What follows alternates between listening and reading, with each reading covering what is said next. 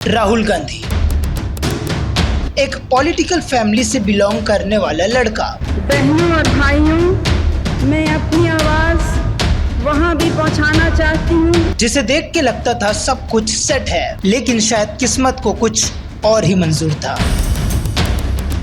जिसने उसकी पूरी जिंदगी बदल कर रख दी। नमस्कार दोस्तों, आज के इस वीडियो में हम राहुल गांधी की सबसे सस्पेंसिव स्टोरी को डिटेल से डिकोड करेंगे एंड आई प्रॉमिस वीडियो के एंडिंग तक आपका पूरा पर्सपेक्टिव चेंज हो जाएगा। 19 जून 1970 राजीव गांधी और सोनिया गांधी को उनकी पहली संतान होती है, जिसका नाम राहुल गांधी रखा जाता है। राहुल गांधी की दादी यानी इंदिरा गांधी उस समय भारत की प्रधानमंत्री थी। दादी के प्रधानमंत्री होने के कारण उन्हें भी खूब सिक्योरिटी में रखा जाता था। राहुल ने अपनी primary education Saint Stephen school New Delhi से पूरी की। फिर 1981 में उन्हें द दून स्कूल देहरादून भेज दिया गया। इस पॉइंट तक सब कुछ सही चल रहा था, लेकिन फिर एक ऐसा मोमेंट आता है जो सब कुछ चेंज कर देता है। 31 अक्टूबर 1984 राहुल उस समय स्कूल में थे। प्रिंसिपल ने उन्हें अपने कैबिन में बुलाया और कहा, राहुल तुम्हारे घर से फोन है। राहुल उस समय सिर्फ 14 साल के थे। उन्हें बताया जाता है कि उनकी दादी यानी इंदिरा गांधी को किसी ने गोली मार दी है और अब वो इस दुनिया में नहीं है। ये राहुल गांधी के लिए बहुत बड़ा सदमा था, क्योंकि वो अपनी दादी से बहुत कनेक्टेड थे। इस इंसिडेंट के बाद सिक्योरिटी और भी ज्यादा बढ़ा दी जाती है। फिर 1984 में देश में इलेक्शंस होते हैं। देश की जनता राजीव गांधी को देश का प्राइम मिनिस्टर चुनती है। कांग्रेस को 414 सीटें मिलती है, जो आज तक का हाईएस्ट है। राजीव गांधी के प्रधानमंत्री बनने के बाद राहुल की जिंदगी में भी सब ठीक हो रहा था, लेकिन तभी एक और इंसिडेंट हो जाता है। 21 मई 1991 उस समय 21 साल के राहुल अमेरिका में थे। उन्हें फिर से एक कॉल आता है। उन्हें बताया जाता है कि राजीव गांधी यानी उनके पिता की तमिलनाडु के पेरमदूर में एक ह्यूमन बॉम्ब फटने से मौत हो गई है। अब आप इमेजिन कीजिए कि उस समय राहुल गांधी की क्या कंडीशन रही होगी।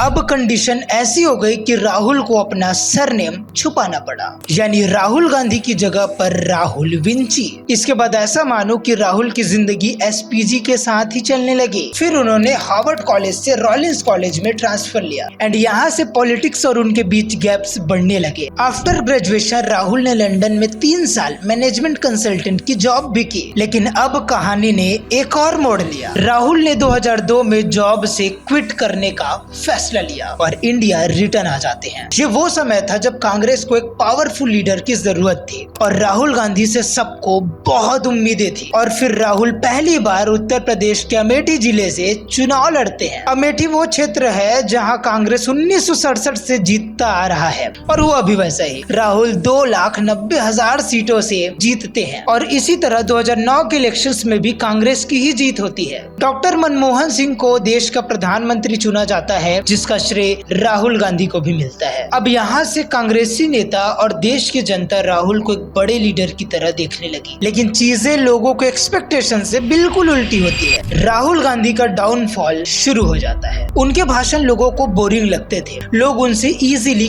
कनेक्ट नहीं कर पा रहे थे और अपने भाषणों में वो कुछ ऐसा बोल देते हैं जिनकी वजह से उनके ऊपर मीम्स बनना शुरू हो जाते हैं। पूरे सोशल मीडिया पर उन्हें ट्रोल किया जाने लगा। अब ऐसा नहीं था कि राहुल गांधी पूरे गलत थे, उनके कई क्लिप्स को आधा अधूरा ही वायरल कर दिया गया। जैसे ये क्लिप देखिए। ऐसी मशीन लगाऊंगा, इस साइड से आलू घुसेगा, उस साइड से सोना निकलेगा, इस साइड से आलू डालो, उस साइड से सोना निकालो। अब लोगों ने बस इतना ही पार्ट देखा था और इसकी सच्चाई जानने की किसी ने कोशिश ही नहीं की।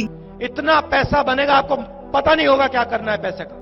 मेरे शब्द नहीं है, नरेंद्र मोदी जी के शब्द हैं। दरअसल ये मोदी जी ने कहा था, राहुल तो बस ये बता रहे थे, लेकिन मीम्स राहुल के ऊपर ही बन जाते हैं। राहुल गांधी की इमेज देश में गिरती जा रही थी और फिर समय आता है 2014 के इलेक्शंस का। पूरे देश में नरेंद्र मोदी की लहर चल रही थी और फिर वो होता है जो आज से पहले कभी नहीं हुआ था। कांग्रेस को सिर्फ 44 सीटें मिलती है, जो आज तक का कांग्रेस का सबसे खराब प्रदर्शन था और वो इस चुनाव को हार जाते हैं। बुरी तरीके से मिली हार की वजह से अब राहुल गांधी के ऊपर से लोगों का भरोसा उठने लगा। अब यहाँ से राहुल गांधी को समझ आ जाता है कि कुछ तो बदलने की जरूरत है, ऐसे नहीं चलने वाला। वे 2017-18 में फार्मर इशू, अनएम्प्लॉयमेंट और जीएसटी के खिलाफ रैली शुरू करते हैं। राहुल ने डिसाइड किया था कि अब खुलकर बोलना है और तभी एक फेमस स्लोगन ट्रेंड करने लगता है, चौकीदार चोर है। चौकीदार, चौकीदार, चौकीदार।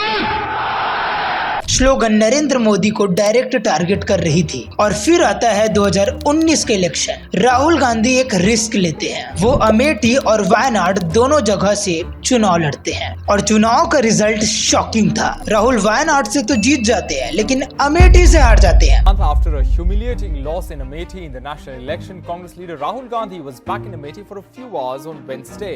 जी हाँ, वही अमेठी जहाँ कांग्रेस आज तक नहीं हारी थी, जिसे कांग्रेस का गढ़ माना जाता था। इस हार का कारण उन्होंने अपने को माना और कांग्रेस के प्रेसिडेंट पद से रिजाइन कर दिया। सबको लग रहा था कि शायद अब राहुल गायब ही हो जाएंगे। तभी कहानी में एक और ट्विस्ट आता है। 7 सितंबर 2022 राहुल गांधी भारत जोड़ो यात्रा शुरू करते हैं। इंडियंस ने राहुल गांधी का नया रूप देखा, white T shirt, black pant और सिंप्लिसिटी। ये यात्रा कन्याकुमारी से शुरू होती है और 150 दिनों में 12 स्टेट्स और 3570 किलोमीटर की दूरी पार करते हुए जम्मू कश्मीर जाती है। इस यात्रा में राहुल दिन में तकरीबन 20 से 25 किलोमीटर चलते थे और वो रास्ते में किसान, युवाओं और मजदूरों से डायरेक्ट बात करते थे। उनका मकसद एकदम क्लियर था कि लोग अपनी समस्या खुद बयां करें, बिना किसी फिल्टर के। इससे राहुल के प्रति पूरे देश का दृष्टिकोण बदलने लगा। जिस राहुल को लोग पप्पू समझते थे वो अब पीएम बनने के दावेदार लगने लगे। और फिर आता है 2024 का चुनाव। एक और जहां बीजेपी 400 पार का नारा लगा रही थी।